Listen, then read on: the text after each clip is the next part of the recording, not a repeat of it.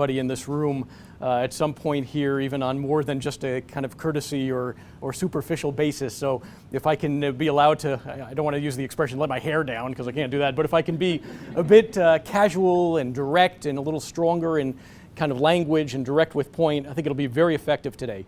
The topics for today are intended to be really directly sort of addressing the first mastermind group who've already heard more than enough about metrics and peer groups and how that structure and infrastructure will create value over time and results as they've seen as a group.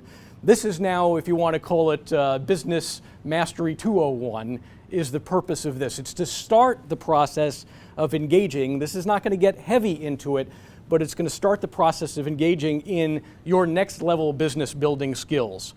Time management in a little more detail. Marketing in sort of the initial rounds of marketing structure and prioritization, if that makes sense, and recruiting and building a team.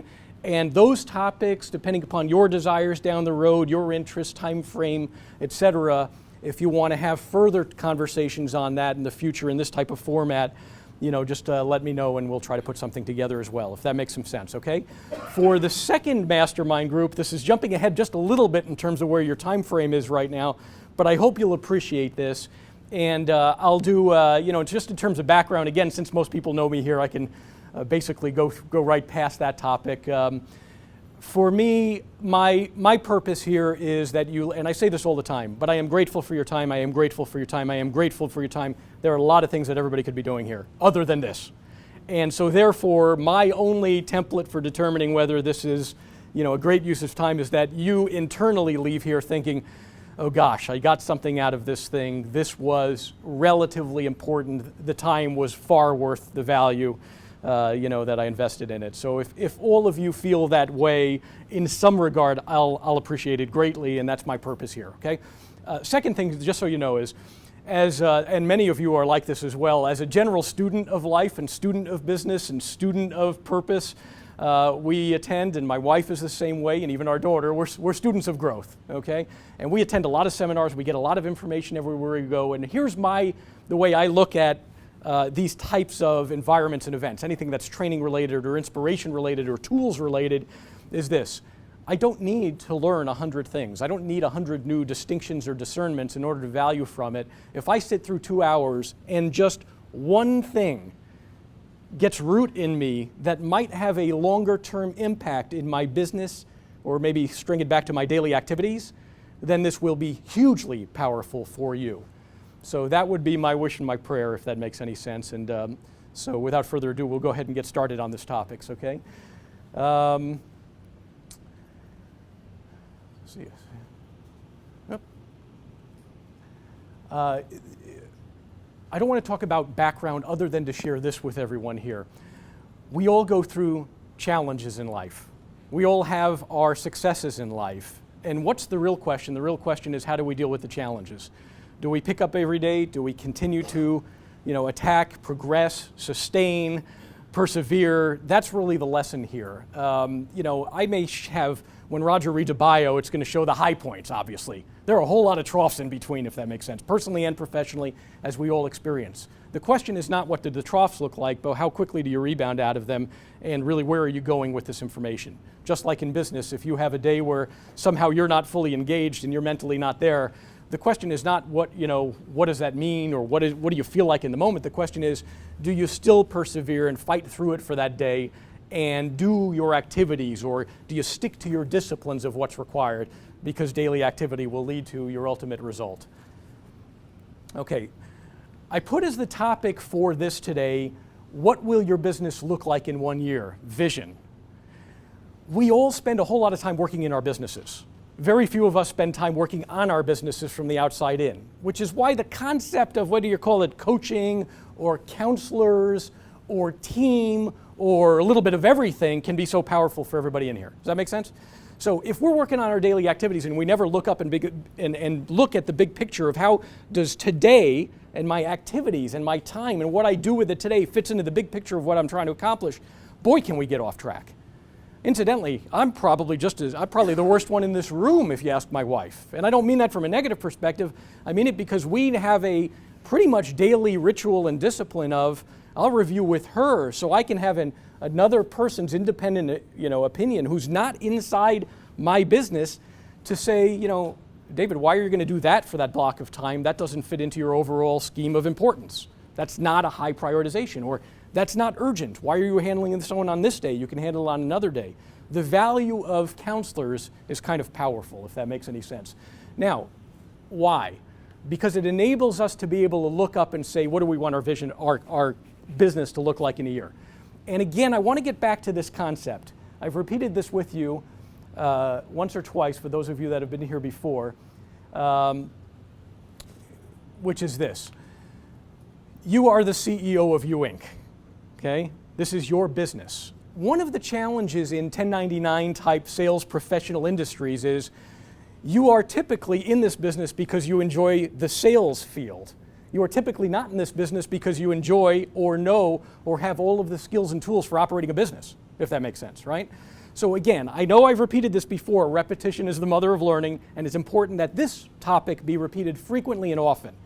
Because if there's anything that I would like to share or to bring to all of you, it's the ability to get outside of yourselves periodically, and whether some of you ultimately create a daily discipline around this, which is unbelievably powerful, I might add, right? Whether some of you do it weekly through mastermind groups or through coaching or through the tools you already have in this building, right? Sarah, Damiano, Elvis himself, Iris, you have incredible tools for a realty company here, if that makes sense. Whether you use them for that type of outcome and influence, or whether you do this on a monthly basis with breakaway sessions or whatever you want to call it, just getting yourself out of your daily grind will empower your business for greater growth because of some of the tools that we're going to share with you today that some of you are already doing unconsciously.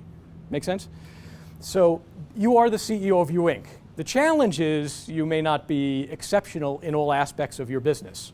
You may be reasonably good in sales and maybe not so reasonably good in other areas. Yet you need to develop those skills because you are running your business. Okay? Whether we like it or not, we're doing sales, we're doing administration, we're doing marketing, we're doing our own finance, we're doing all of these areas, we're doing customer service, and yet if you go to a large company, does one person do all of these things? Okay? Again, I'll use the Jack Welch example or the Bill Gates example. If I'm Bill Gates and I buy your business, Carlos Gomez Realty Inc., will I have Carlos do all of those disciplines in his business if that's my investment? And the answer is no. I'm going to pick what Carlos is strongest at, and he's going to run that area of the business and be accountable for that particular result, and I will hire other people of capable strength in order to do the rest. Does that make sense? Okay. Let's go to strategy. There are three basic topics we're going to talk about today. One is strategy and how it relates to time management specifically. Number two is an introduction to marketing, okay, particularly database marketing today. And number three is recruiting. What is strategy? Some of you have heard this definition before. I want to repeat it again because this is the type of information that I think will be ingrained in you that you'll be able to go back to as part of your permanent toolbox later on. Strategy is nothing more than decision making, but it's specifically decision making in business. It's decision making on how to use your resources, what to do with the resources with which I've been given. There are only three resources: time, treasure, and talent, if you want to call it that.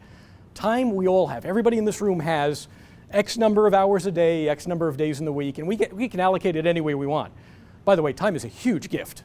It's a huge tool in the business world and for our family lives, etc. Second, money. Some people in this room would probably argue I don't have money to invest in my business, which is not true if you peel away the layers as well. There are choices and decisions there to be made as well. The third one is talent, which means your team. Some of you will argue I don't have a team. Well, all of you do have a team. You've got a broker who, from my vantage point, having seen a number of realties out there, is probably one of the most engaged of any out there, who's willing to provide tools and the right operating environment. You've got, you've got Iris, who is strong, from what I understand, and exceptionally strong in the administrative and detail side of the business and is passionate about the business. You have Damiano on the coaching side, who's, from what I've heard in multiple conversations, is particularly focused not on just team building with the right kind of energy for results, which is critically important, by the way, right? But also particularly focused on how do you work through referrals, past clients, circle of influence, which for me, I couldn't say it any better. That's one of the key areas of focus for all of your businesses, or should be, right? You've got Sarah with marketing tools, who's gifted in the social media realm, who's within the umbrella of this building and physically here for appointments, et cetera, to help you do what needs to be done on the social media side. You have your team. You have a team. By the way, if you're trying to close a transaction, the transaction feels outside of your comfort zone. There's somebody in this room that's working on a $3 million transaction. It was outside of their comfort zone. Let me ask you this question. If you picked up the phone and called Elvis and said, Elvis, I'm working on a $3 million transaction. I think this one's out of my comfort zone or expertise. Would you be willing to go with me to these people's homes to talk to them? What do you think his answer is going to be? Yes. Okay. And by the way, the fact that you will answer that so quickly tells me what quality of operation or organization you're in. That's not normal, I might add. You won't get that from most business leaders. Use it. You have a team. By the way, some of you also have your own personal team beyond that, if you want to call it that, with maybe buyer agents or administrators or whatever that might be. There's also that element of this as we talk about vision. Where do you want to be, or where do you see yourself in a year or a longer period of time? You have 3 great resources. Here's the problem. You ready? They are all limited resources. There is only so much time. What you choose to do, by definition, means you've chosen not to do something else.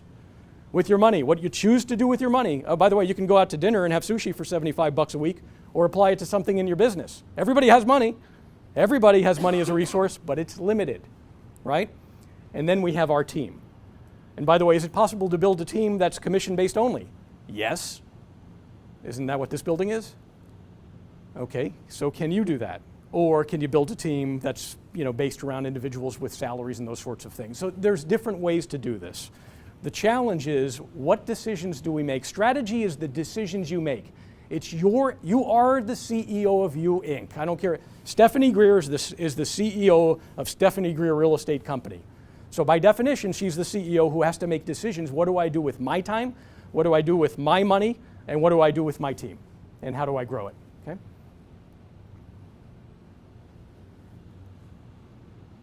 There you go. You are the CEO of You Inc. Now, the example we've used before, and I'll keep repeating this one.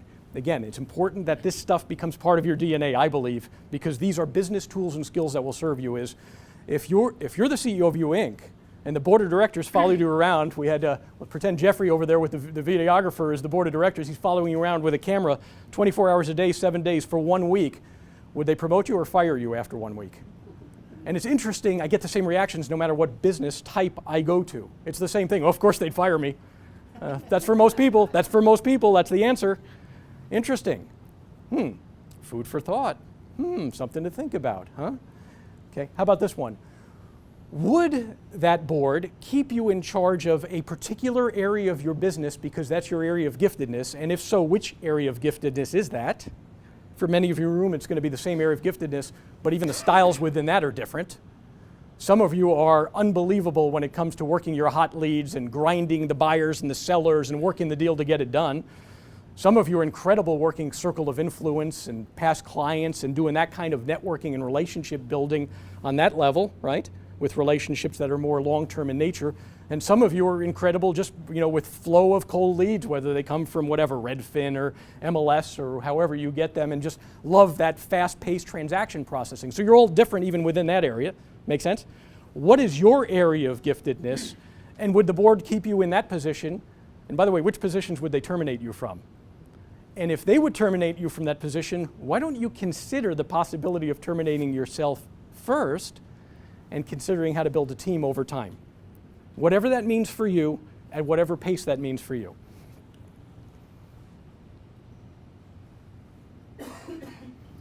Okay, again, most of you have seen these before. We're starting with some repeat information, then we'll get off into the new world.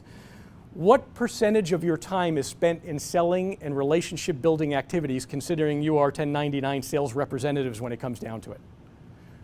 The answer, in case you're wondering, is as follows. We've now done that survey that many of you have done to ask you what percentage of time do you spend in the sales arena, what percentage of your time on marketing activities, and what percentage of your time in all of the administration categories wrapped together.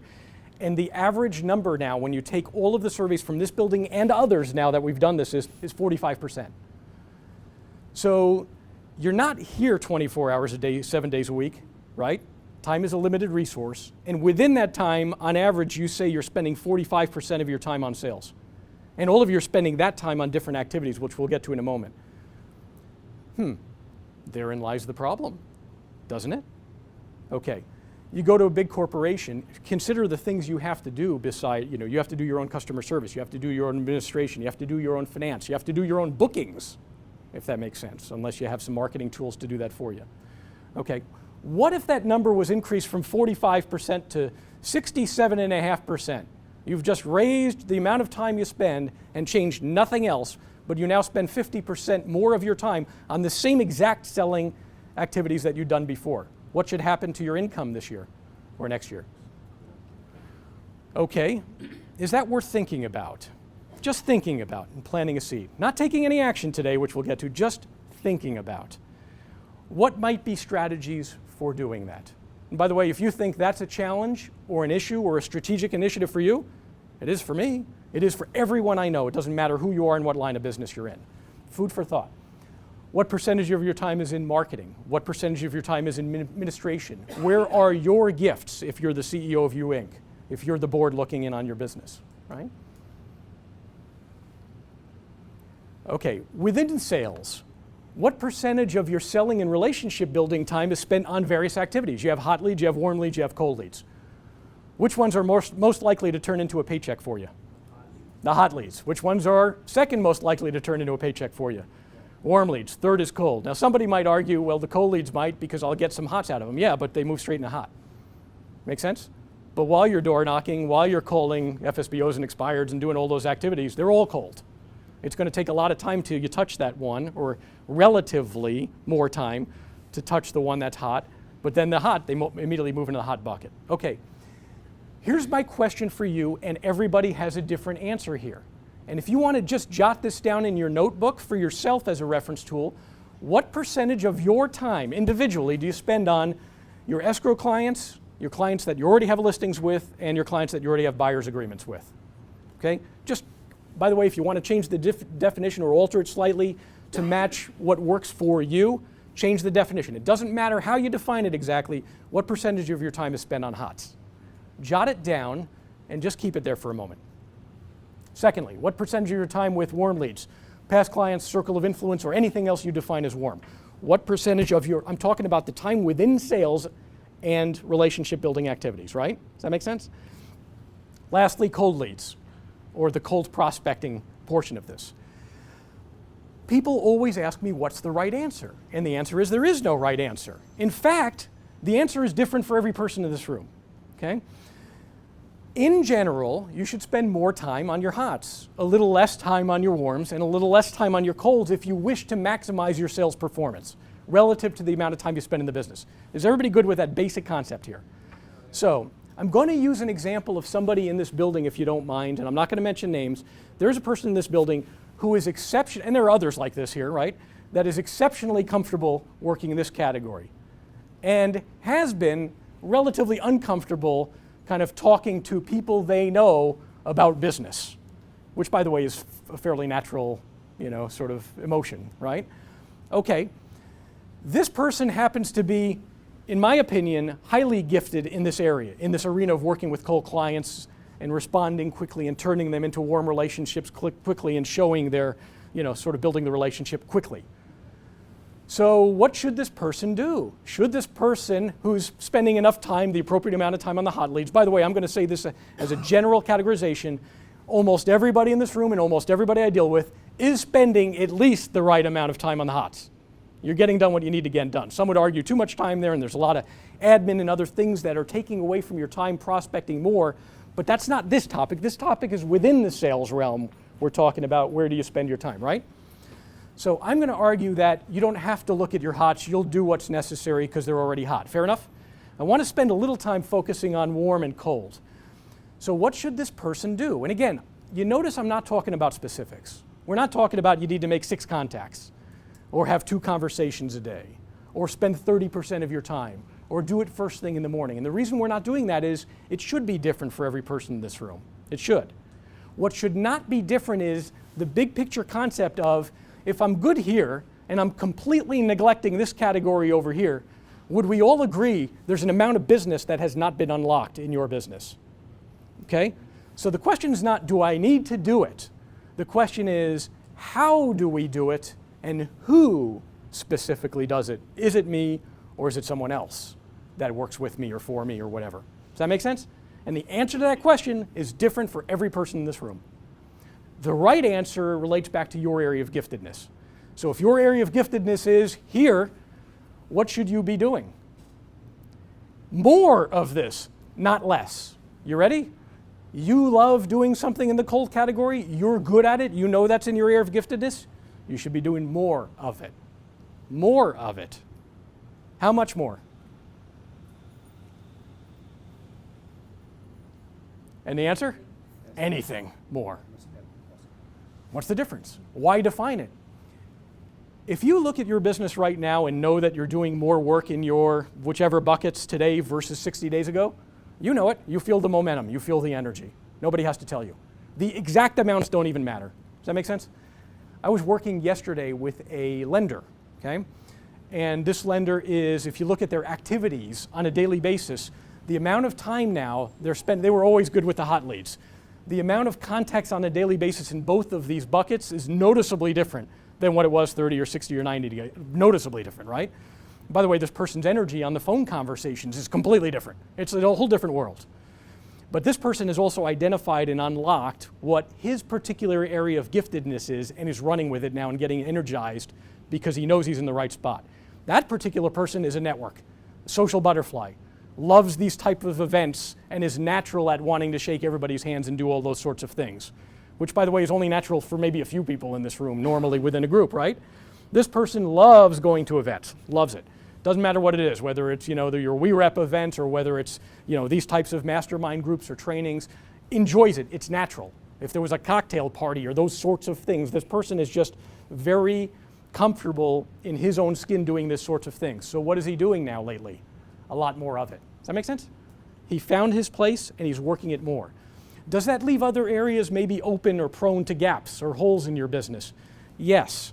So we'll get to this topic here in a little bit. What do you do with those gaps? And how do you build your business? After all, let me ask you a question. If you take any of the very well-off CEOs in America, do they do it all alone? Okay, number one, Joel, John in this building, I guess. Are they doing it alone? Do they have a team? How many people do they rely on? Do they divide up tasks? Does somebody specialize in one particular area and another, just to use those guys as an example? Right? There are people in the room nodding their heads saying, I work with them too and do stuff with them and for them. Yes, exactly. So why can't we do the same with your team and your business over time?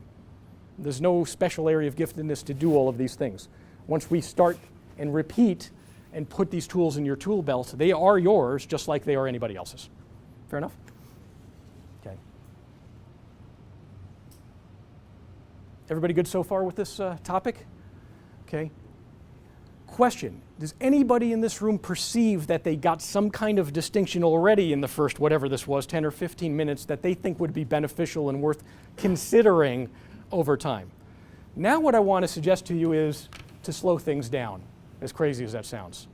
Most people feel the need that I'm going to drive my business, so now I'm going to get out my calendar tomorrow, and tomorrow, my schedule is going to be filled and I'm going to hammer it out with all of my activities tomorrow. Yet nothing's changed in your own internal belief sets. Nothing's changed in your behaviors, and you know it's not sustainable really at your core because you've never done it over a period of time before. So now we want to spend just a few minutes on how do we get these new beliefs internalized so we can start to slowly but surely implement them. Because life is a process, as we all know. Oh my goodness, where we are now versus 10 and 20 and 30 years ago, thank God for all of that, that's for sure, right? But it didn't happen overnight. Business, kind of the same thing? Fair enough? Business is an intellectual sport, not an emotional one. Do you schedule daily thinking time? Okay? Do I need to be reminded frequently to make sure I have my time blocks just like anybody else in this room where I breathe and I think, and I'm not working in my business but on my business, where I'm adjusting and doing it incrementally with wisdom? Fair enough? Okay, do you schedule daily thinking time? I'm going to read this even though you can see it well. That's how powerful I believe these words are. Warren Buffett, I insist on a lot of time being spent every day to just sit and think. This is very uncommon in American business, so I do more reading and thinking and make less impulse decisions than most people in business. He is well known, by the way, he has his routine. You want to hear his routine? Some of you know he does his cherry Coke and whatever in the diner down at the end of the street. He goes to his office, and notoriously, he spends 4 or 5 or 6 hours every day without appointments and conversations. Without. Reading articles, reading magazines, thinking, reading. Literally, most of his time is spent not engaged in business activity. And it's been like that for years for him. Wow. Now, all of us will admit we cannot do this in this room, right? Our business is about client serving, and client serving involves time, and it involves energy, and prospecting involves time and energy. So, there is an element of more you put in, the more you get out of it if it's done with the right energy and the right strategy, though some strategies are much more effective than others. By a show of hands, has anybody in this room ever spent money on marketing for their real estate business that was a money pit and a total waste of money in the end? Okay, good. By a show of hands, has anybody ever spent their time engaged in an activity that did not require money and it was a total waste of time in their story, they spent their time there? Would it be worth a little bit of time to think before we do? Would it be a little bit of time to try, and we won't always do this successfully, to try to get a higher percentage hit rate on our decisions? The goal is not to be right all the time. We never will. But if we can be right a little more of the time, there's a gift for your businesses, okay?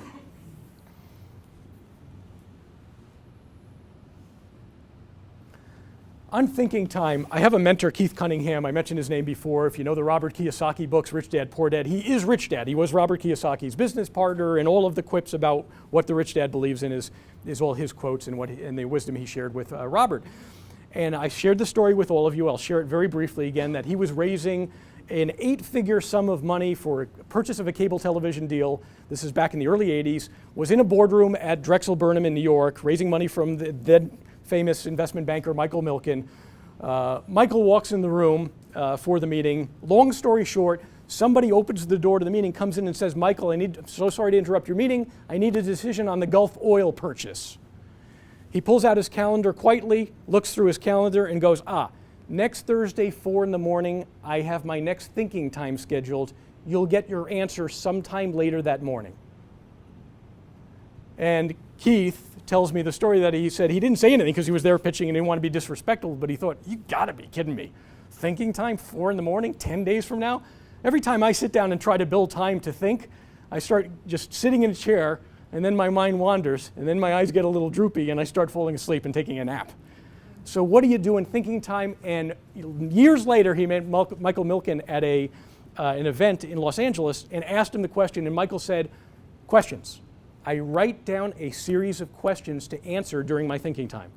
Typically only 1, maybe 2, maybe 3, but I will sit down and I will just let whatever comes to me in a very quiet environment without distractions, no email, no cell phones, all that stuff, right? How about that concept of thinking and coming up with answers and a brainstorm flow? By the way, what if you invite counselors to engage in that conversation with you in a second round where you take the same questions to a group of people and are willing to be humbled by their answers, which many of us will sometimes be too prideful about our own decision making, and we need to allow for the influence of others who can see our blind spots just like we can't, okay?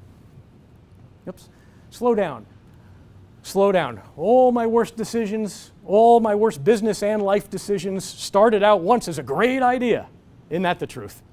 We got all hot and bothered about something and we ran out, like running out of a burning building, right into the car speeding over us and running over us a few times. That's how life often is.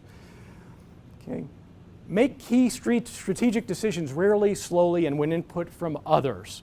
By the way, do the others have to always be experts in your field? The answer is if they are, it's most powerful, as we talked about modeling the masters before, but they don't necessarily have to be. They can just be a fresh set of eyes. You'll be surprised what wisdom you will get from that. Avoid managing by exception since you can't and won't please anyone. Okay, another key component, and I'll share this with you, I'll give you a few different examples, and I hope I explain, this is a tough one to explain.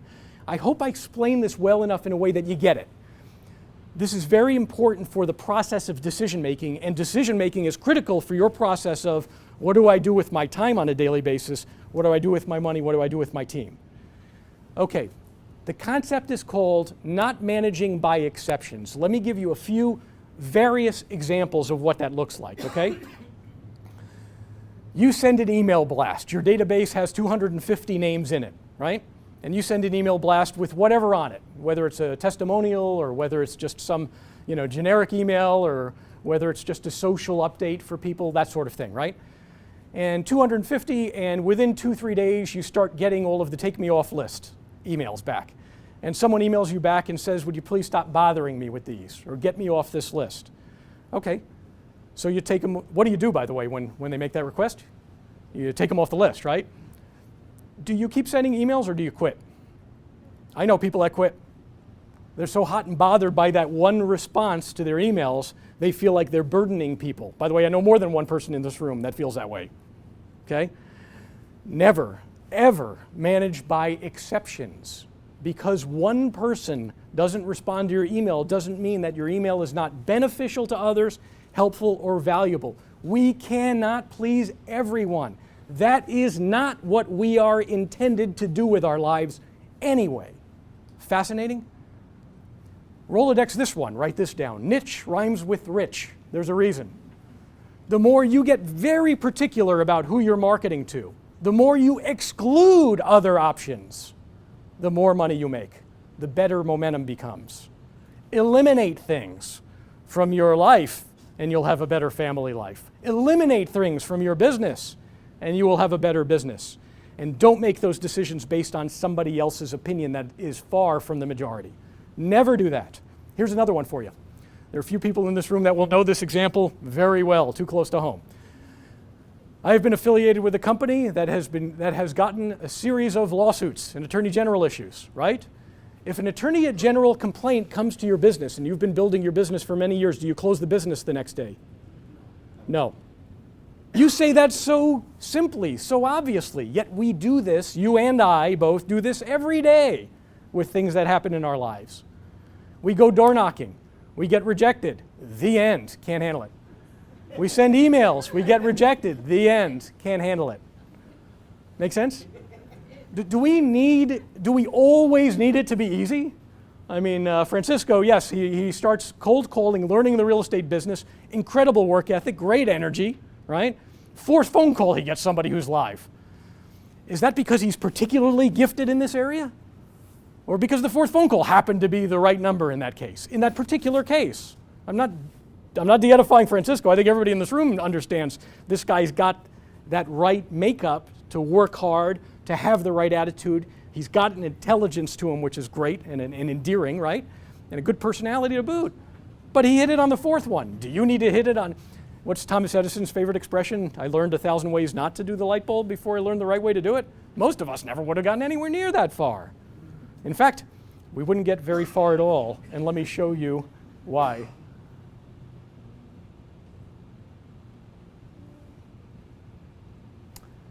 Decision making. I'm going to get back to that topic in a moment. On decision making, here's what I want to share with you. Decision making is more important than you give it credit for in your own individual business. Okay?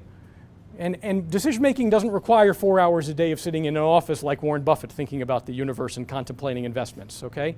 Decision making for you can be a daily discipline of whatever's right for you.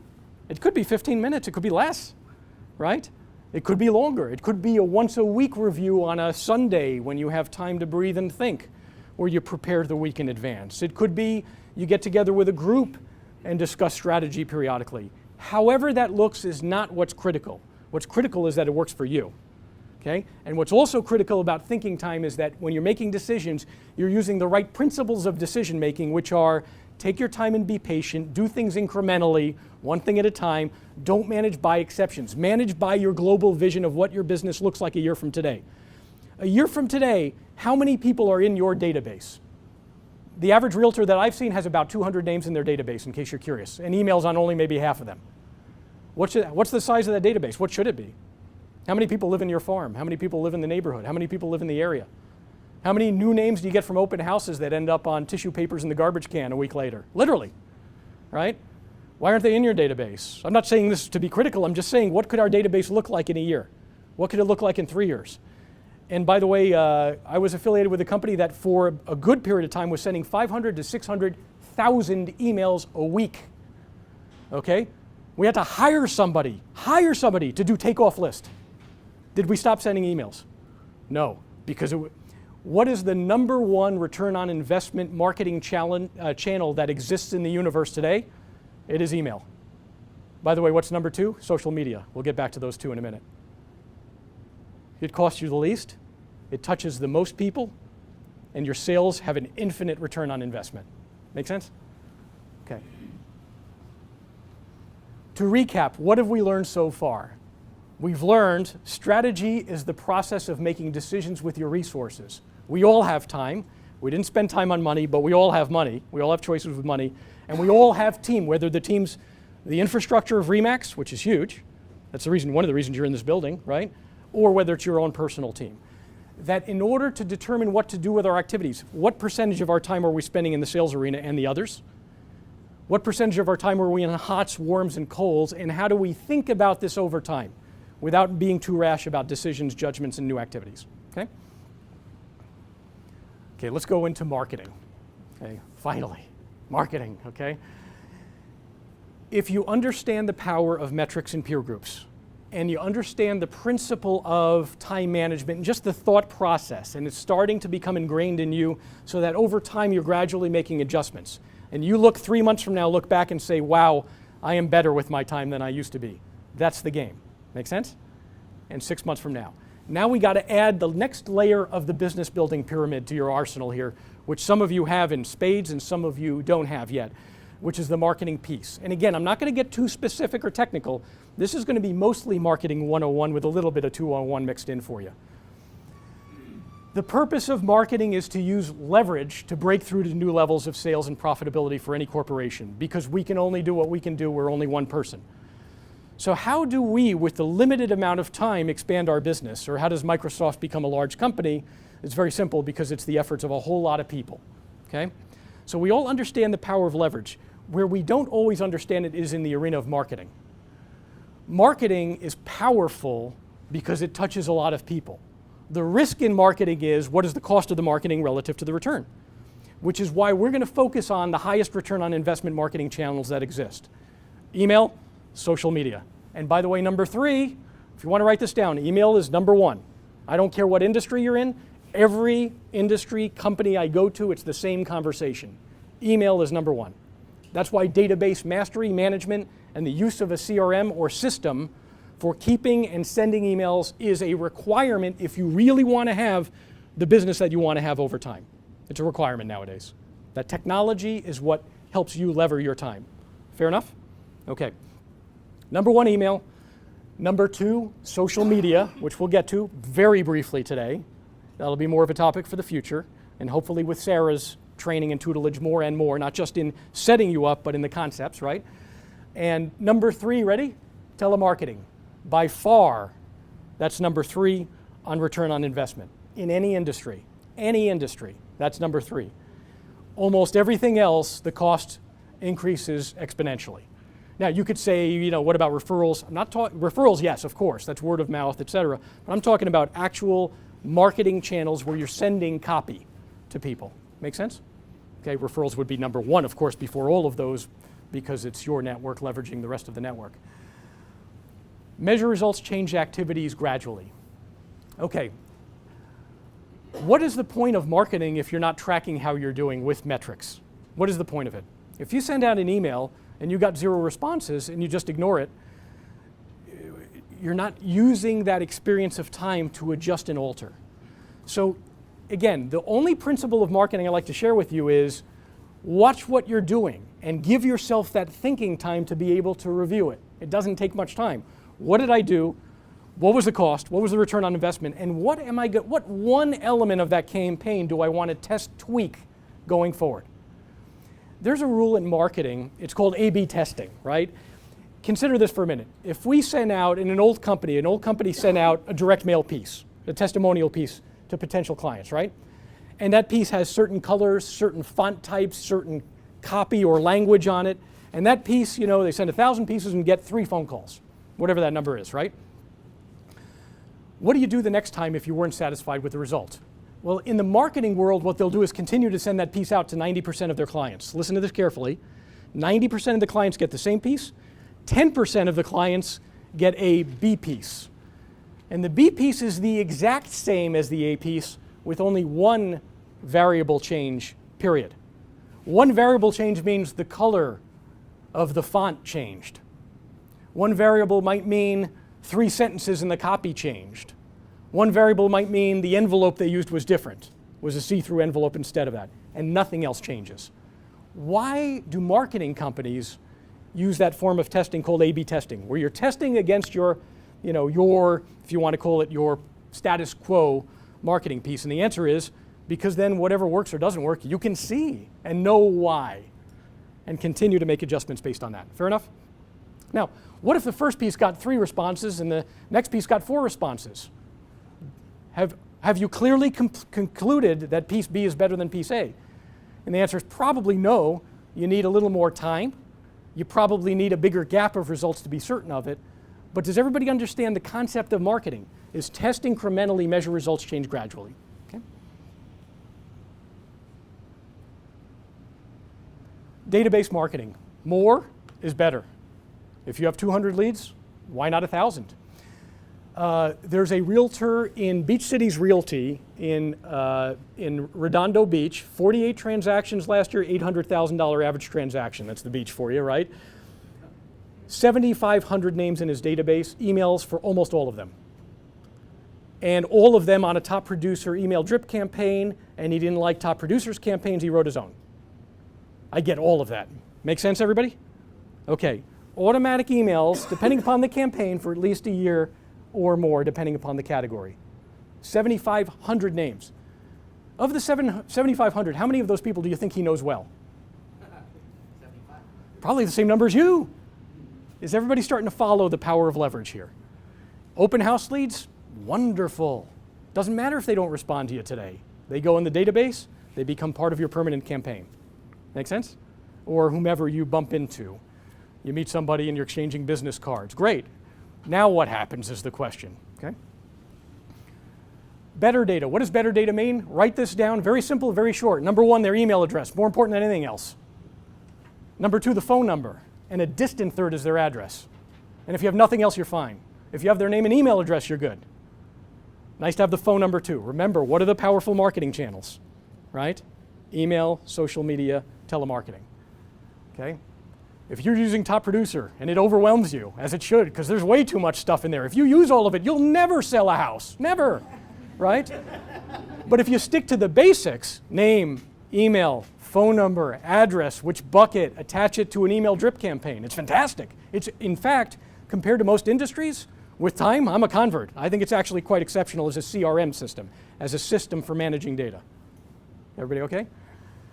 Okay, frequency and consistency of contact. By a show of hands, here's my favorite question. You've all heard this one before. Has anybody in this room ever had somebody or have this experience? I cannot believe that person bought a home and didn't use me as their realtor. Anybody? Okay, why did that happen?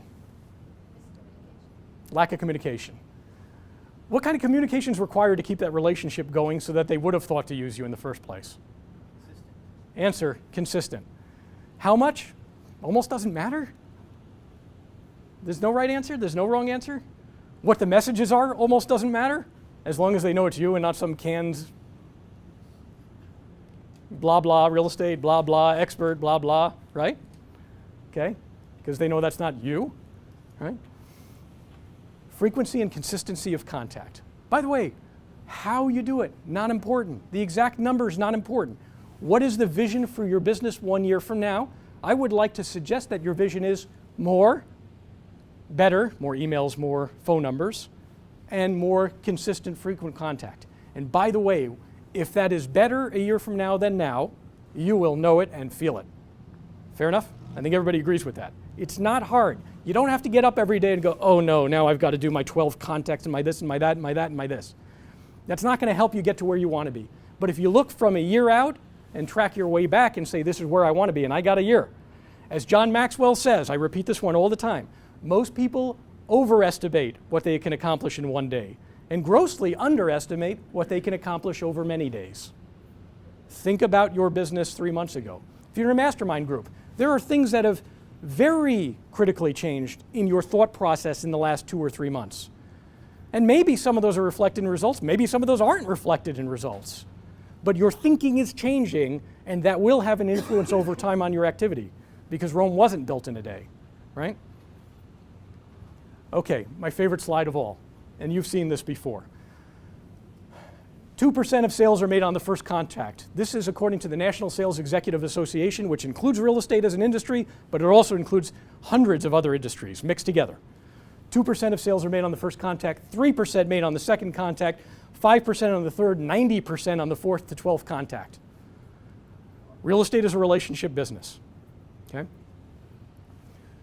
Next one, 48% of salespeople never, ever follow up with a prospect.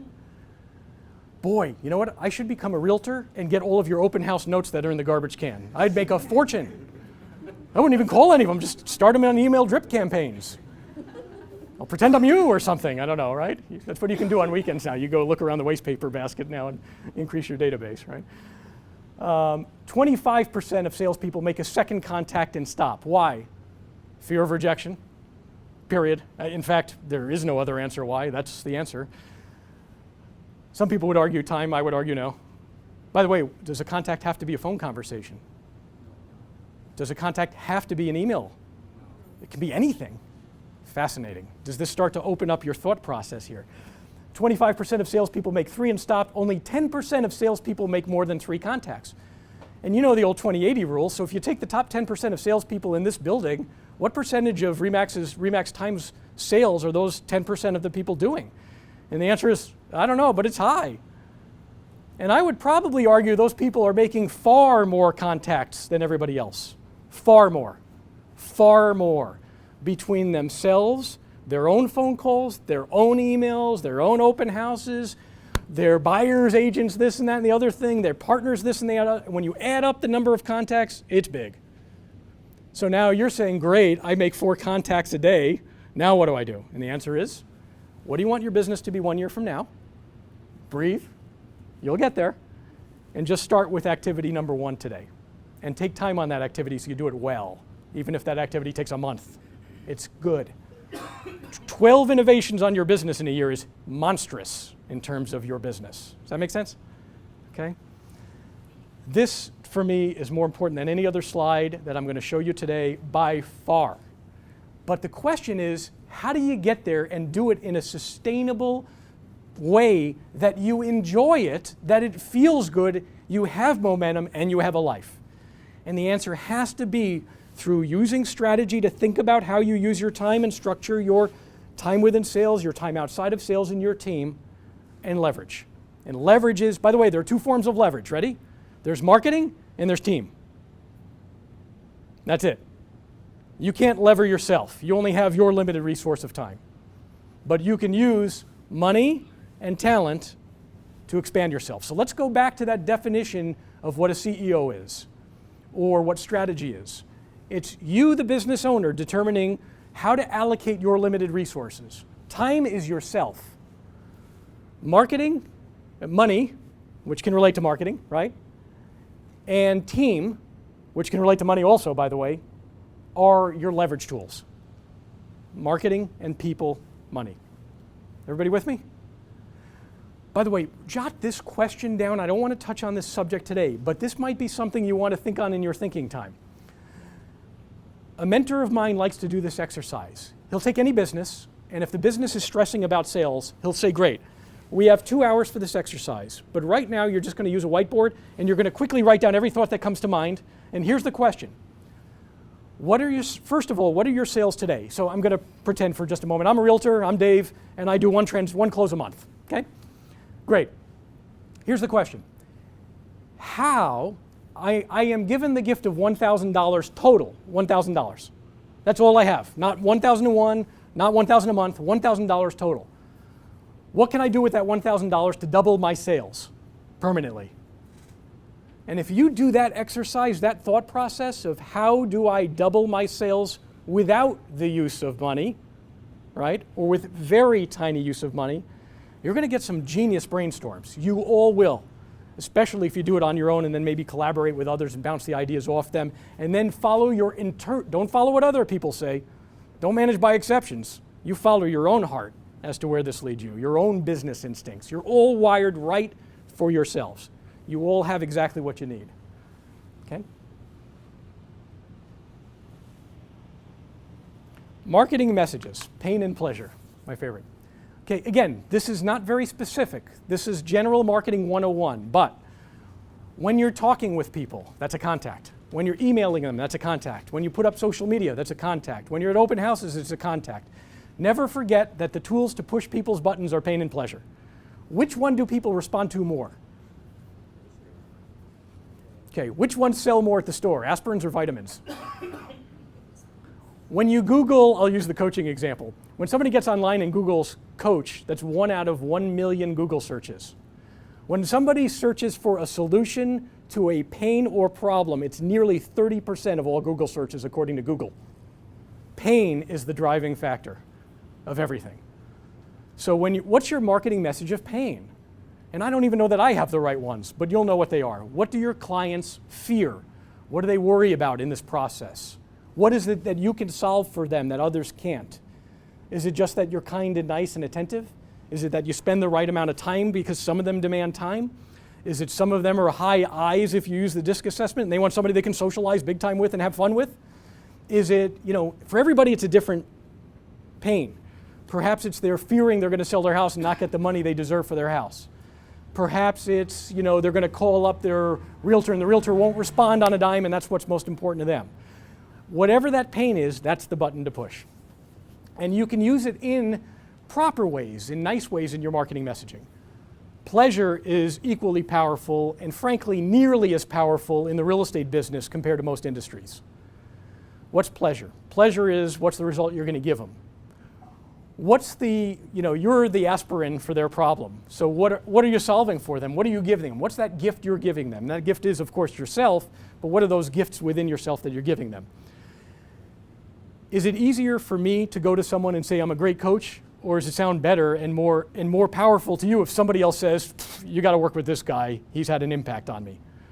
When you go to a client, the reason I'm using that example is for you, of course. When you go to a client or when you're prospecting, do you want to tell everybody, hey, I'm the greatest realtor in the world and here's why? Or do you want everybody talking about you? Okay? Testimonials are the name of the game in marketing, outside of pushing the pain button. It's testimonials, it's testimonials, it's testimonials. Now, however, the world is changing. Why are testimonials important? Because it's somebody else saying the pleasure you're going to provide and the solution for pain also, by the way. So your best testimonials have both. Your best testimonials are structured in the marketing world, by the way, pain and problem, then came along, you, right? Angelica came along, solved the problem, and then you'd be crazy not to use her ever. That would be ridiculous, is kind of the perfect testimonial in whatever words are natural for you or that person, right? Because you're touching on pain and pleasure. Now, if you send a written testimonial to someone by email or on your website or whatever, I want you all to please be aware that I believe this strongly, having had a lot of exposure to the marketing world recently, last bunch of years. They are ineffective at best, relatively speaking. Now, there are people that would argue it still works, but that is old technology. That's like the 1960s, okay? You must have some kind of visual. You must. You must have at least a photograph, and I'm going to argue that over time, photographs are going to become obsolete, and everything's going to be videos. If Tim and Deborah don't mind me using them as an example, their social media, or at least their presence online when you do a Google search, is among the best I've seen in real estate. By the way, in any branch of real estate. But one thing they have that I love is some of the principles, which we'll touch on. Their website shows as number 1, but number 3 and number 4 for them are actually videos that you can click on and view them in action. When you do a Google search and see those photographs or video clips, number 1, more people will click on those than anything else, even if it's number 8 on the page. So you will rise on the page much faster. Everybody with me? Why do you think the guy's here? Why do you think Jeffrey's here? Jeffrey, who by the way does videos, whose dad is from the real estate industry and who lives in Rancho Cucamonga and can do video testimonials. I know you have sources here too. Use them for gosh sakes if your lenders are willing to do them, etc. Right? But video testimonials are where it's at right now. That's the world of today. Which means Your email blasts must have video testimonials as email number whatever, 2 and 8 and 16 should be video testimonials, right? Your email blast, if you just want to do a generic email blast to your entire database, great. How simple would it be to do this? Dear everyone, dear friends and family, dear friends and acquaintances, just so proud of this, this compliment I got from someone, just wanted to share with you, hope you don't mind. Click the link or click the little box on it. Put them on YouTube, right? Video testimonials are critical. Fair enough? What if you have video trainings on your website too down the road? Okay? Again, don't worry about this stuff today. Where's your business a year from today? For some of you, it's getting control of your database and having a consistent phone calls and, and setting up email blasts in 1 year. That's monstrous. And the social media can come next year, for gosh sakes, for you. For some people, it's now. Okay? There's some of you in this room that are already good on this sort of thing. Okay. Social media. This is going to be very, very big picture overview because database marketing is really the building block and the foundation first, yet social media is becoming that now in our world today. Okay? What is social media? Okay, some of you have heard me use the term growth hacking. Growth hacking is kind of the popular term in marketing nowadays around America, and I keep repeating this one also so the concept gets sort of embedded in you. Growth hacking simply means ridiculously fast leverage, ridiculously fast. Facebook got to 1 billion users in under 10 years, and nowadays companies look at that and think that's slow. Zynga being the perfect example, a lot of the gaming companies, because they're using both emails and database acquisition, but also social media, so that they're working and networking through their network and other people's networks simultaneously. And through, now there's this technology where people will do referrals for you and write up your content, like Yelp. Somebody else does the work for you and builds Yelp's website, and then it spreads virally, if that makes sense. Something to think about. So the concept is leveraging your spheres of influence, all of your spheres, right? The more emails, the more Facebook links and everything else. Again, over time. And the key is basically a strong website with video testimonials, right? Google, Facebook, LinkedIn, Twitter, and it seems that the best way to link them all up together is to do consistent new content onto Google Plus and have that feed all the rest. There are other ways to do it from other sources. But what if every day or every other day or every third day or every fifth day or whatever, you're uploading something that goes to everyone just so your face is there? You can automate it now. Sarah can help you automate it. You've got that gift in this building already, right? Or you can add your own content. Stephanie is exceptional at that, by the way, adding her own content which shows her individual personality through it. So she's touching a lot more people, which means naturally as her database expands and expands and expands, she's going to have more flow of referrals naturally. Not just because she's got the database and she's doing that process. How much time would you say that you spend on the actual writing or uploading of that? Maybe about 15 to 20 minutes, pretty much every day? Yeah. Pretty much every day, okay. And what's great about it is she is very good at being herself and being sort of clear in her own skin who she is. I think that comes through, that's just from my chair, that it comes through very clearly who she is. Her generosity of spirit, her kindness, her caring about others, her messages, her appreciation, her faith, I think all that stuff comes out. That's powerful. It's her, it's not real estate, it's not about houses. It's not about something 110,000 people in Southern California can do instead of you, right? Make sense? Okay. Consistent new content, because then they're in front of your face. My sister, by the way, who lives in New York, has also her social media presence. She uses LinkedIn to feed her, her other content. And she's on LinkedIn with some kind of article pretty much every other day or so, and something, usually it's automated as well. And I know my sister, and I read some of those articles and goes, I don't think that's her area of expertise. Exactly. But it's automated. And so she's getting likes, and she's getting contacts, and she's networking, and she's getting people to call her and ask her opinion, and she's getting transactions out of it. Make sense? Or clients out of it, I should say. Social media. So did everybody understand? Your marketing recap here is very simple. It's database marketing. Email's the most powerful. Don't forget phone calls. It's your third most powerful, and for most people it's emails and telephone calls are the fundamental building blocks. Social media comes later, if that makes sense, right? So where are you in terms of your number of phone contacts daily? Are you touching the various buckets? Okay. And a year from now, what does it look like? Which buckets are you handling and which bucket is somebody else maybe handling? Or if you're handling all the buckets even a year from now, how many contacts are you pretty much doing consistently every day?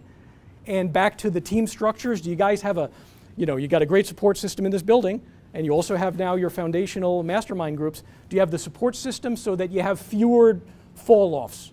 You have fewer bad days. You have fewer days where your emotions run rampant and you don't do anything. Because that's the goal, is to avoid those and continue to build. Okay? So far, so good? Last topic. Last topic's recruiting.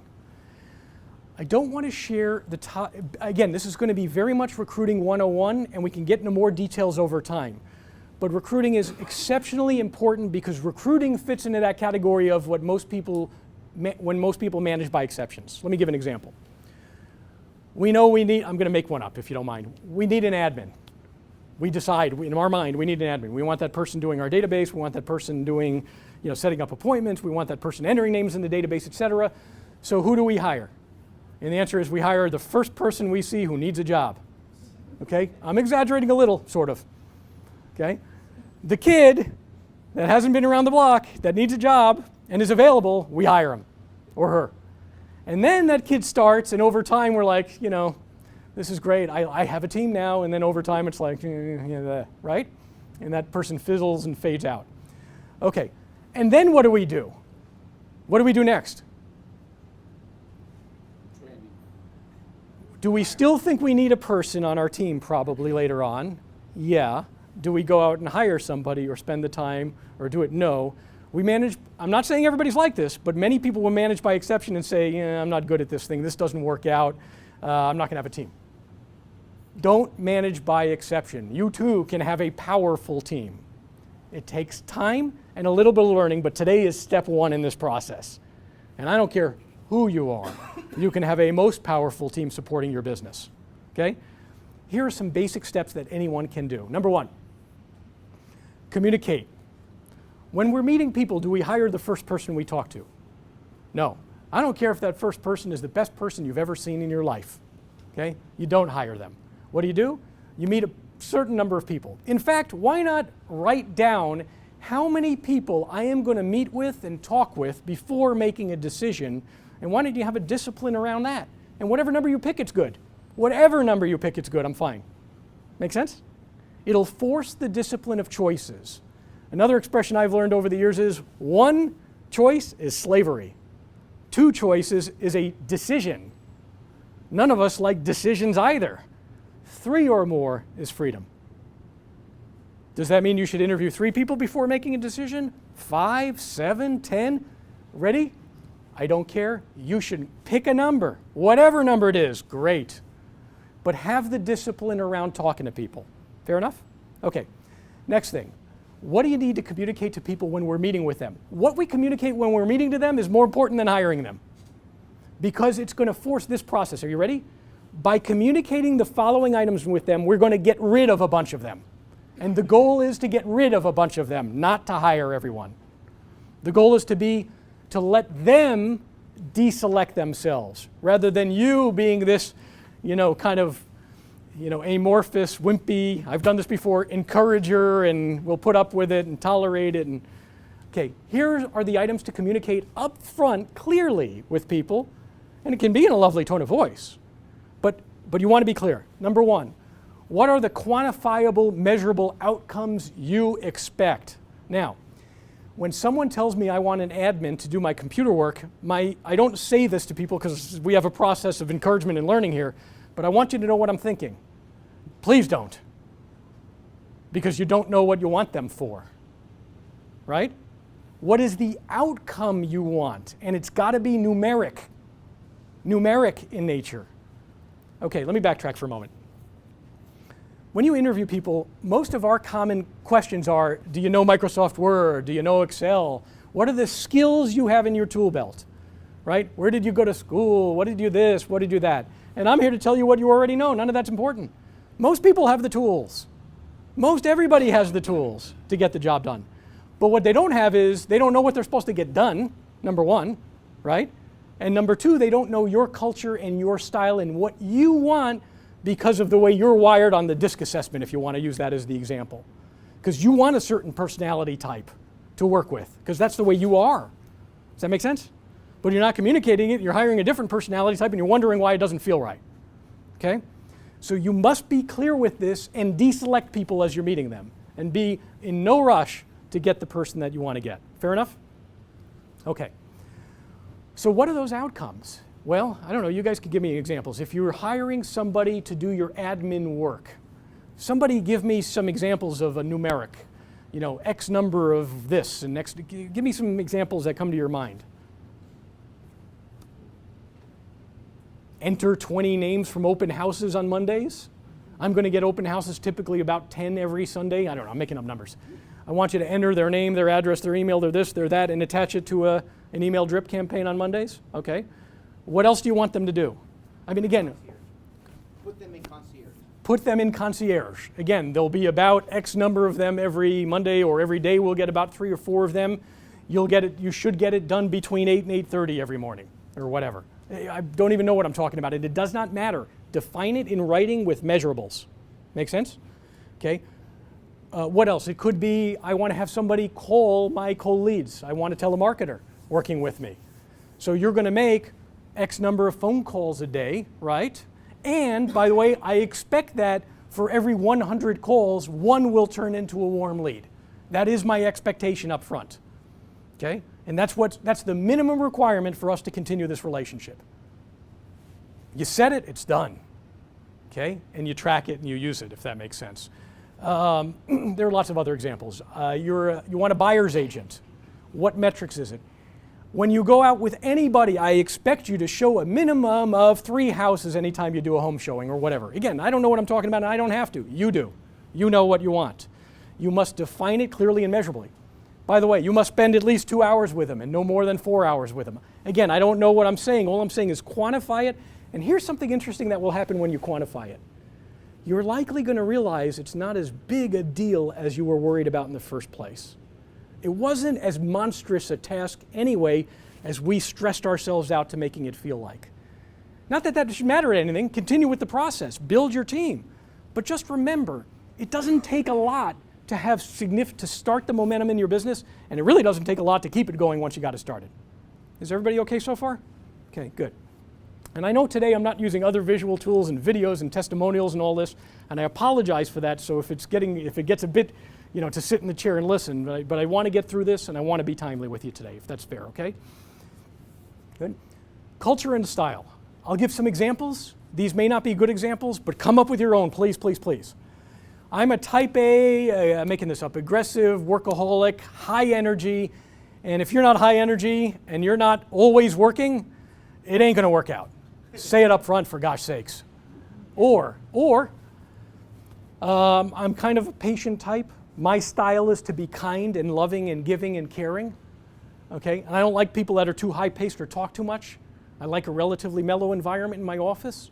My style is more of the relationship building type, and that's what I expect from the people I work with. Why not be clear about it up front and have them quit before you have to get rid of them, or before they quit since you don't even get rid of them or something? Make sense? Fire them now, not later, because you're going to spend some time on this thing. By the way, does this mean you're going to always hire well? Perfectly. No, that's still part of the process, is to weed out thereafter, but weed out you will, because you must always be recruiting. Always. Always. I don't care what business you're in. I don't care what role you play in that business. You are always looking for the next, for the better, for the additional, for whatever. Does this make sense? Everybody with me?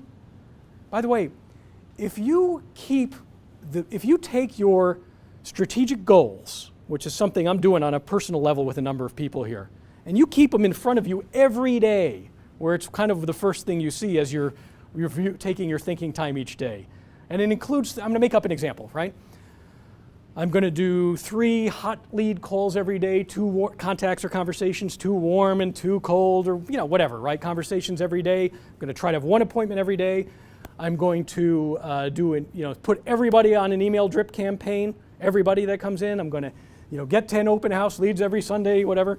I'm going to, and you have your 5 or 6 things, right, that you want to do. You have your vision for 1 year from now, and you just start working on them one at a time, right? What if you include recruiting as part of this? Okay, I want a bilingual Spanish and English speaking buyer's agent. who is my personality type, or who's a different personality type from me. I'm mellow, I want a social butterfly type.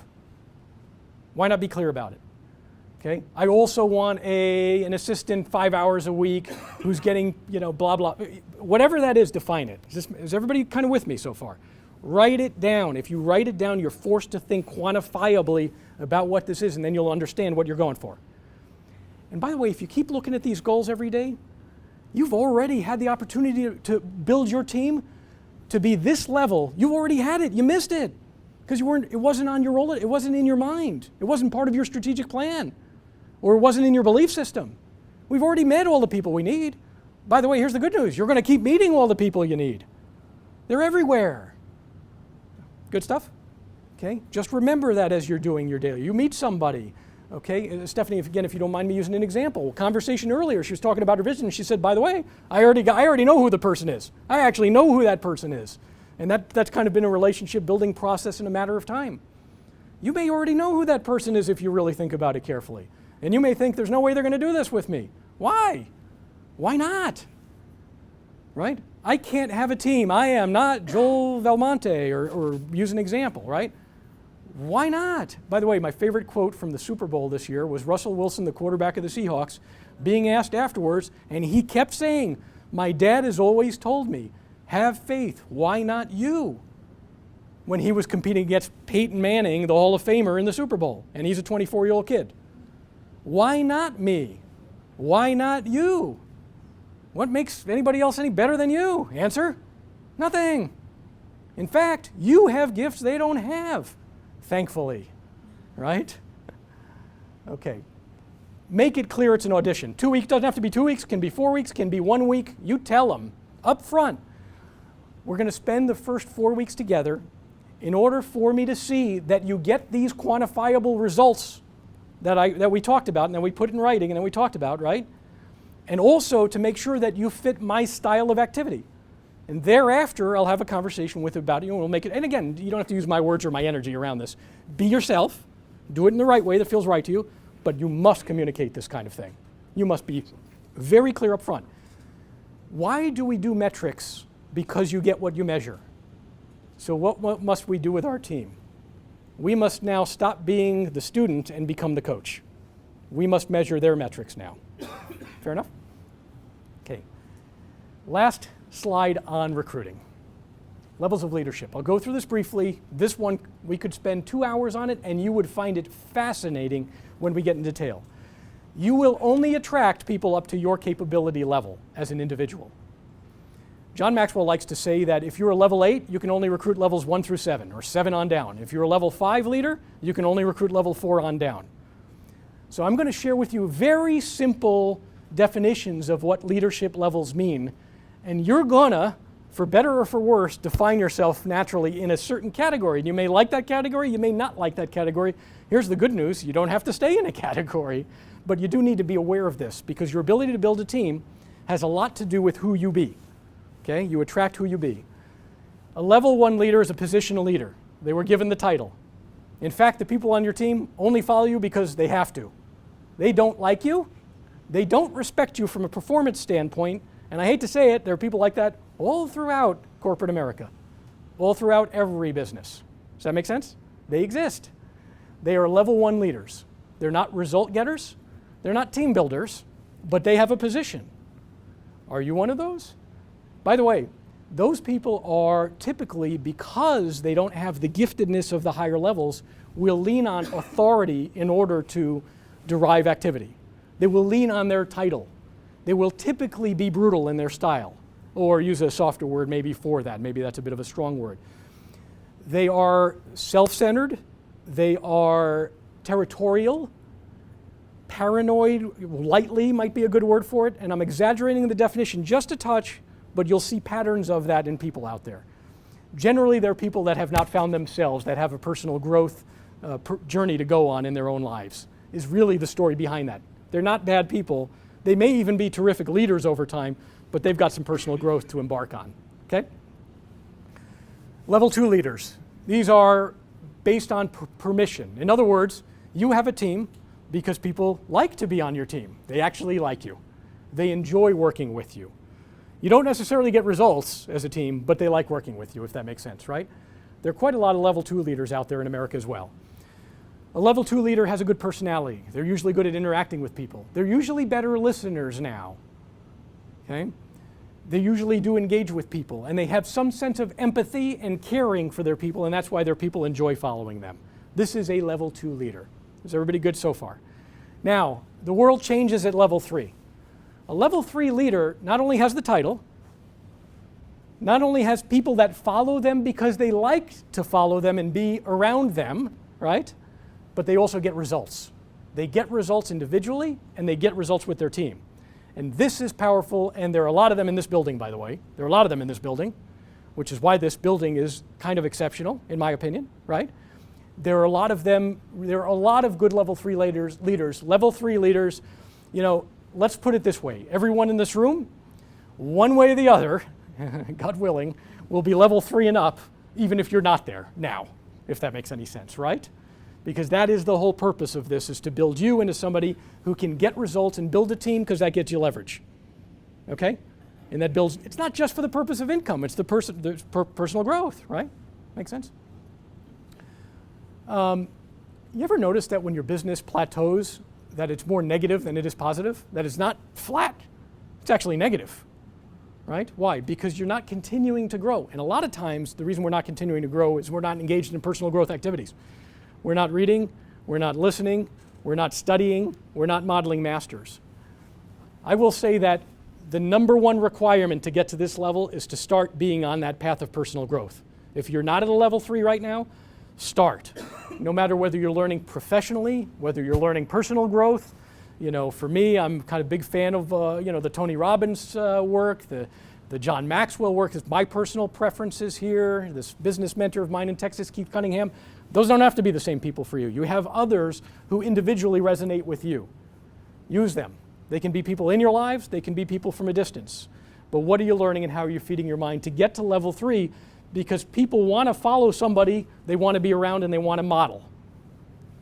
Level 4 leaders, this is powerful. A level 4 leader is a reproducer of level 3 leaders. It's someone who builds a team but doesn't mind that person on their team growing beyond them. Doesn't mind that person on their team spreading their wings as quickly as humanly possible with their guidance. In fact, encourages it because their goal is to give birth to a different version or a better version, you know, that includes, you know, characteristics of themselves. They're proud to engage in the development of others. Their wiring is others-centered, not self-centered. It's a different lifestyle. It's a different mission and purpose. And you either are that or you are self-centered. At level 3, you're going to start to see that transition occur where people are just as much other-centered as self-centered, if that makes sense. At level 4, it flips. Level 4, by the way, the gift of level 4 is incredible compensation, typically. And I'm not even talking about how many calls and how many contacts and all this kind of stuff. That stuff doesn't matter. Can you attract people and why? Do they follow you because they like you? Do they follow you because you get results and show them how to get results? And do they follow you because you're willing to develop them into a completely different version of you? It's not even a version of you, it's them. Does that make sense? Okay? And again, how do you get from level 3 to level 4? That's a journey. And that is all about personal growth and development. Level 5, the pinnacle, they're extremely rare in business, right? Extremely rare in business. Oh, incidentally, back to level 4, you don't have a building and a business like this without level 4 leaders. You can't have an organization like this without at least one level 4 leader. Some of them have only one level 4 leader. Okay? Some of them have multiple level 4 leaders, right? But just be aware of that. Can you be that over time? The answer is yes. A level 5 leader is quite rare even in the world of business or outside the world of business. It's someone who develops level 4 leaders.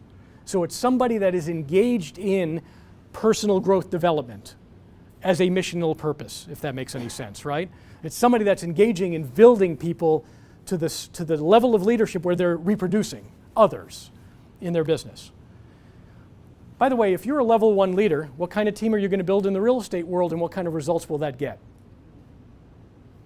In most cases, you can't keep a team. Okay? Level 2 leader, you're probably able to keep a team, right? but you may be spending money without results. Does that make sense? Think about it. A level 3 leader is where business gets fun, and I don't care if you're in a real estate business or any other business. Level 3 is where it gets fun. Level 3 is where you can actually invest in others, which could be, by the way, people, it could be marketing, could be everything else, but we're talking people now specifically, and you're actually getting results, they're getting results, and everyone's benefiting mutually from it. Level 4 and level 5 is an entire different stratosphere. Do you all understand that you building your real estate business is not just about how many contacts in a given day, how many appointments, and how many this and how many that?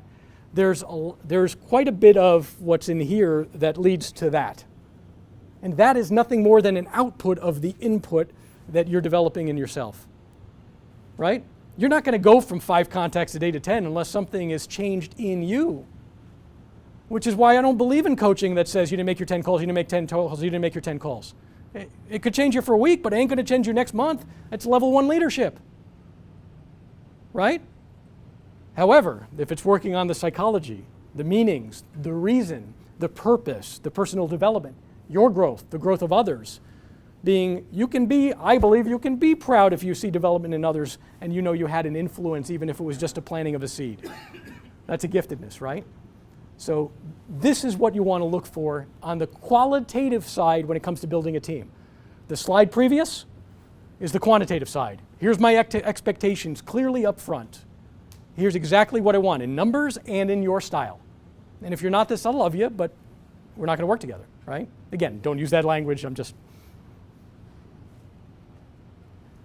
Okay, folks, thank you so much. Was this all helpful, by the way? Good information? Okay, and what I'd like you to do, and maybe this is something you want to do in the next 10 seconds, or just, you'll think back and there may be one distinction you made today that you think could have an impact on you in the medium to long term.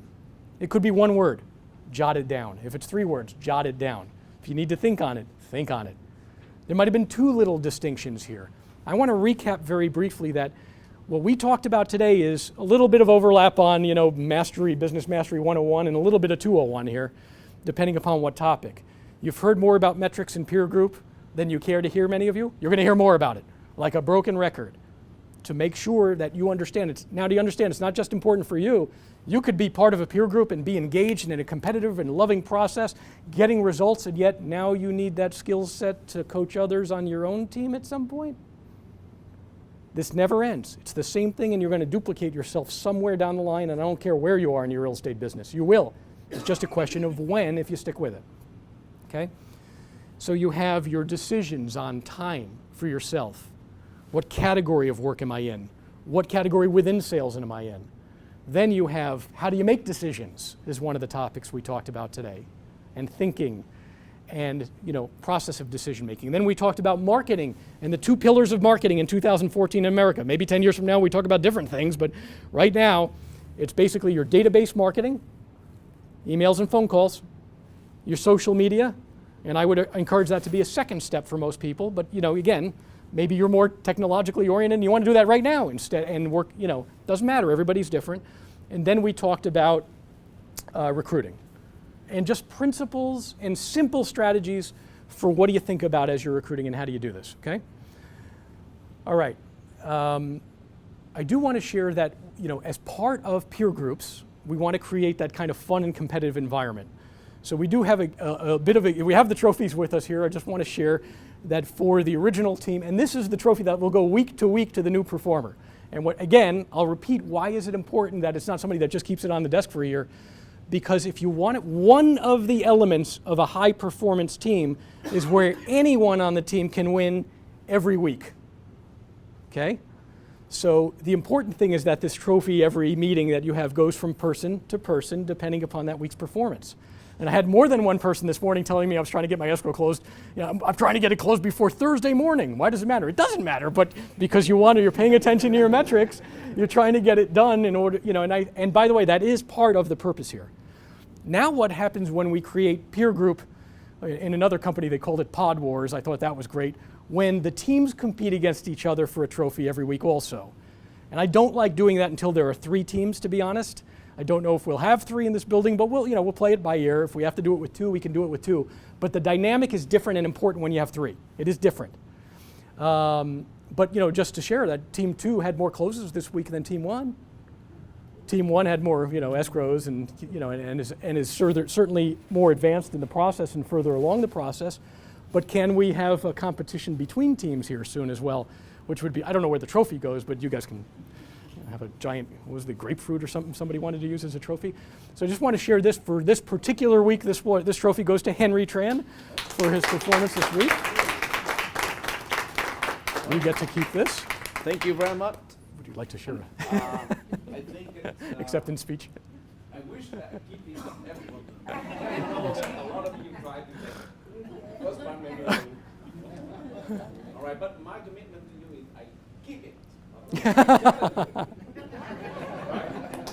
Thank you very much for your own help. And I thought that his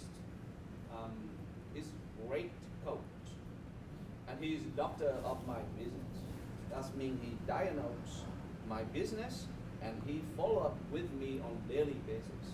And we talked every week. So he figure out what I need to do.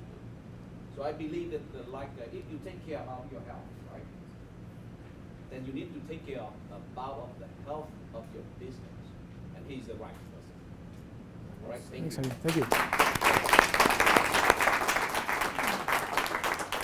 Does it surprise anybody in this room that not only is Henry a level of performance you all know, but also that he is super hungry still continuously to get better? I mean, super hungry, right? If that makes sense. And super, I guess the idea is that he's unafraid to look at his own business, through a set of lenses and to say, this works, this doesn't work for me, even at his level. Does that make sense? So that's the giftedness, is he wants to continue to grow. Okay, and put kind of that challenge to grow for himself and for others too. So, okay, this trophy I guess goes to Robert, who is not here today, but he did earn this. So would somebody like to bring this to Robert Watkins here for the next? We'll share this. This will go to Robert. I will keep it here, and then if somebody could bring it to Robert for this particular week. And incidentally, I actually thought I should come up with a rule that they have to be attending the meeting like you guys were talking about going forward. So I think we should do that, that if you're the top performer for the week and you can't attend the meeting, you don't get the trophy goes to the next person. I think that's the right thing to do.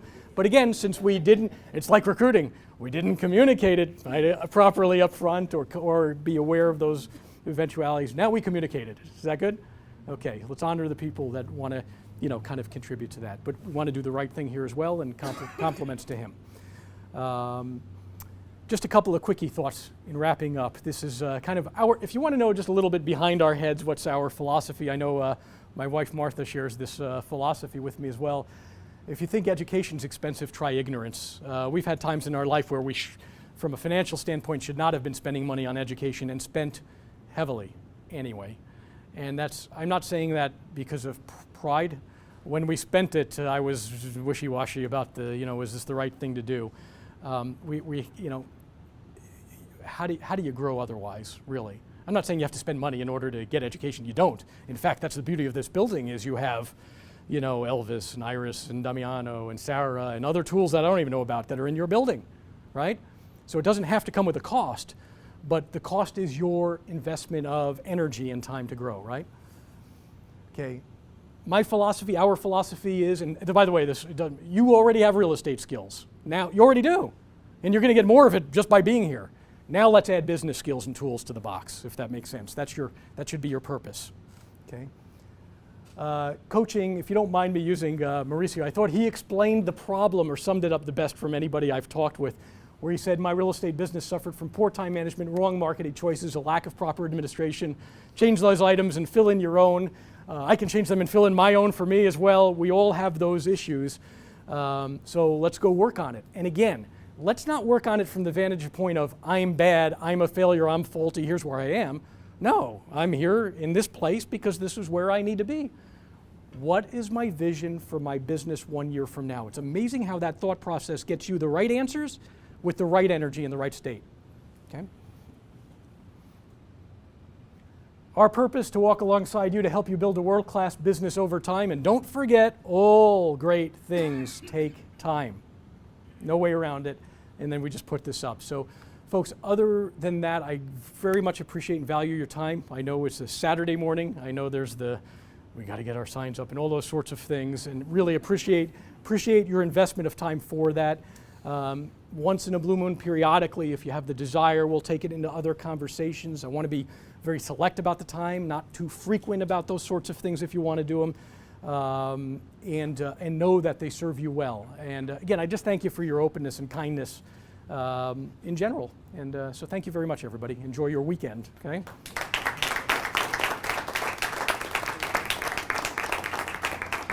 Pleasure. Thank you very much, David. That is it. We're concluded and we're dismissed. Thank you for coming. Thank you. Very well. Thanks, Roger. Yeah, good. Yeah, hey, thanks. You get to stay? No, I'm saying you don't have to go home, but you can't stay here. Get out. Have some coffee or water too. It's good to see you. Are you going to do the what is it? Testimonials?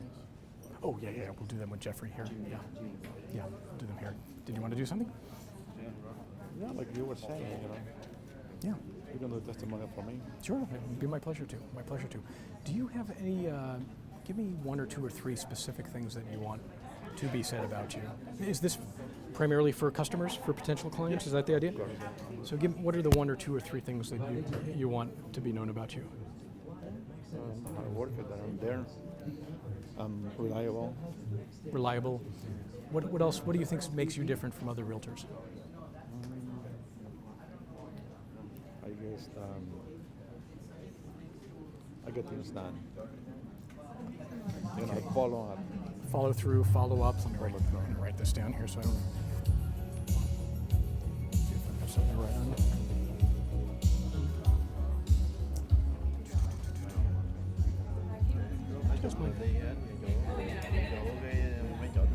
Tuan, do you mind if I grab a blank sheet of paper from you? Would you mind? I'm sorry to interrupt. Thank you. Thank you. Yep.